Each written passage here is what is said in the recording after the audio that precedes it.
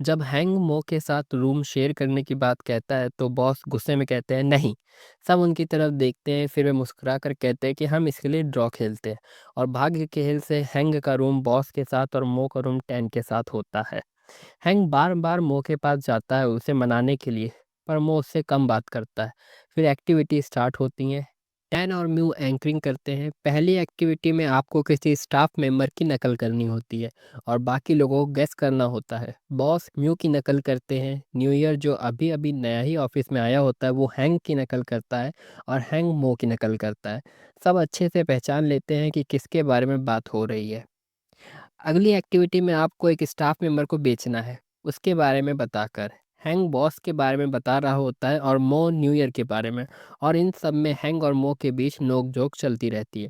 तीसरी एक्टिविटी में आपको अपने साथी के साथ बॉल चुननी है, पर शर्त ये है कि एक देख नहीं सकता और दूसरे के मुंह पर पट्टी बंधी होती यहाँ है। हैंक और मो पार्टनर बनते हैं। हैंक की आंखों पर और मो के मुंह पर पट्टी बंधी होती है, पर हैंक का ध्यान सिर्फ मो को मनाने में होता है, खेलने पर नहीं।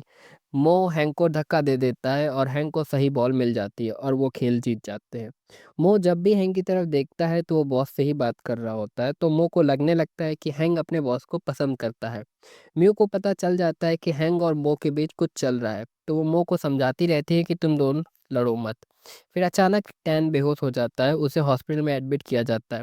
पता चलता है कि टैन ने एक्टिविटी बनाने में बहुत मेहनत की है और बिल्कुल भी आराम नहीं किया है, इसलिए वो बीमार पड़ जाता है। जब हैंक देखता है कि मो का अब कोई रूम पार्टनर नहीं है, तो वो मो से पूछता है कि क्या वो उसका रूममेट बन जाए।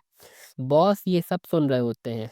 वो हैंक को होटल के एक ऐसे हॉल में ले जाते हैं जिसके बारे में किसी को पता नहीं होता। फिर वो उससे शादी के लिए पूछते हैं। हैंक बहुत नर्वस हो जाता है। तभी बॉस कहते हैं मैंने ऐसे ही अपनी वाइफ से पूछा था और उसने हाँ की थी। इसी होटल के इस हॉल में हमारी शादी हुई थी और वो फिर से शादी करना चाहते हैं इसी हॉल में। तभी वहाँ पर होटल का मालिक आ जाता है, उसके साथ कुछ लोग होते हैं जिन्हें वो होटल दिखा रहा होता है। जब बॉस होटल के मालिक से पूछते हैं कि ये क्या हो रहा है, तो वो बताता है कि मैं लॉस में चल रहा हूँ। मैं खुद ये होटल बेचना नहीं चाहता पर बेचना पड़ेगा और ये लोग इसे तोड़कर शॉपिंग कॉम्प्लेक्स बना रहे हैं। ये सुनकर बॉस को बहुत बुरा लगता है क्योंकि ये होटल उनके जीवन का बहुत ज़रूरी हिस्सा है। शाम तक बॉस दुखी ही रहते हैं। हैंग उन्हें खुश करने के लिए एक नई एक्टिविटी में शामिल करता है जिसमें ये लोग खूब शराब पीते हैं। फिर अगली सुबह हैंग और मो एक ही रूम में बिना कपड़े के होते हैं। ये देखकर दोनों बहुत शॉक हो जाते हैं। रात को क्या हुआ उन्हें कुछ याद नहीं होता। फिर हैंग अपने मोबाइल चेक करता है जिसमें रात की कुछ रिकॉर्डिंग होती है। अचानक से बॉस मो का दरवाज़ा पीटने लगते हैं और पूछते हैं क्या हैंग तुम्हारे रूम में है। मो जल्दी से हैंग को बाथरूम में छुपा देता है और अपने कपड़े पहन के दरवाज़ा खोलता है। बॉस उससे पूछते हैं हैंग कहाँ है, तो वो उन्हें बातों में उलझाता है और हैंग को उसके कपड़े देकर बाहर निकाल देता है। बाहर हर जगह लोगों को देखकर हैंक को शर्म आती है और वो टेरेस पर भाग जाता है। वहाँ दरवाज़ा लॉक हो जाता है और वो वहाँ पर फंस जाता है। नीचे सभी लोग हैंक को ढूंढ रहे होते हैं। हैंक उन्हें नीचे देखता है, उन्हें बुलाता है, पर उन्हें हैंक की आवाज़ सुनाई नहीं देती। फिर वो उनका ध्यान खींचने के लिए अपने कपड़े एक-एक करके नीचे फेंक देता है, जिसे एक कुत्ता ले जाता है। नीचे ये लोग काफ़ी परेशान हो रहे होते हैं। मो को भी समझ नहीं आ रहा होता कि हैंक कहाँ चला गया। तभी न्यू ईयर आता है और कहता है कि उसे हैंक का मोजा एक गड्ढे में मिला है। सब तुरंत वहाँ पहुँचते हैं। तभी मो की नज़र हैंक पर पड़ जाती है और वो उसके पास चला जाता है। इधर जब गड्ढा खोदते हैं तो उसमें हैंक के बाकी कपड़े मिल जाते हैं और बॉस सोचते हैं कि हैंक को किसी ने मिट्टी में गाड़ दिया है। वो लोग रोते-रोते खोदते हैं। टैन भी हॉस्पिटल से आ जाता है जब उसे पता चलता है हैंक गायब है, और वो भी उनकी मदद करता है। मो जब छत पर हैंक के पास पहुँचता है तो मो भी छत पर फँस जाता है। दरवाज़ा एक तरफ से ही खुलता है।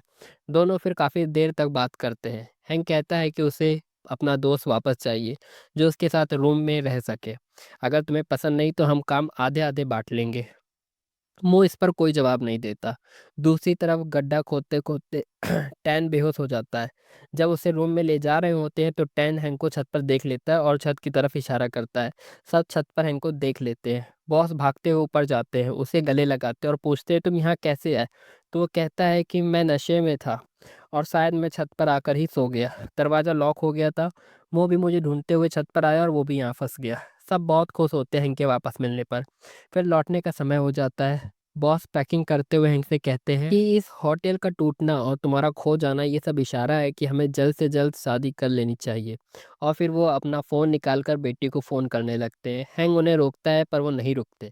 तभी भागते हुए वहाँ न्यू ईयर आ जाता है और बोलता है कि जहाँ पर कल हम गड्ढा खोद रहे थे वहाँ पर खजाना मिला है। तभी होटल का मालिक आता है और बॉस को गले लगा लेता है और बोलता है कि आपकी वजह से मेरे पिताजी का छिपाया हुआ खजाना मुझे वापस मिल गया है।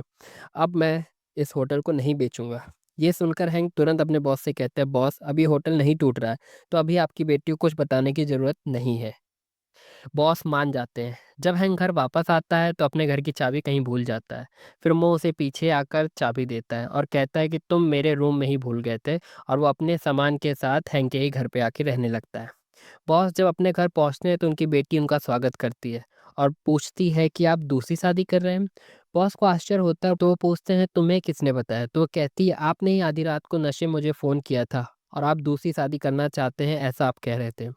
बॉस कहते हैं नहीं नहीं, वो तो डेयर था, हम गेम खेल रहे थे और मेरा डेयर यही था। बेटी कहती है थैंक गॉड, मुझे लगा आप सच कह रहे हैं। बॉस मन ही मन सोचते हैं और पूछते हैं कि अगर मैं करना चाहूँ तो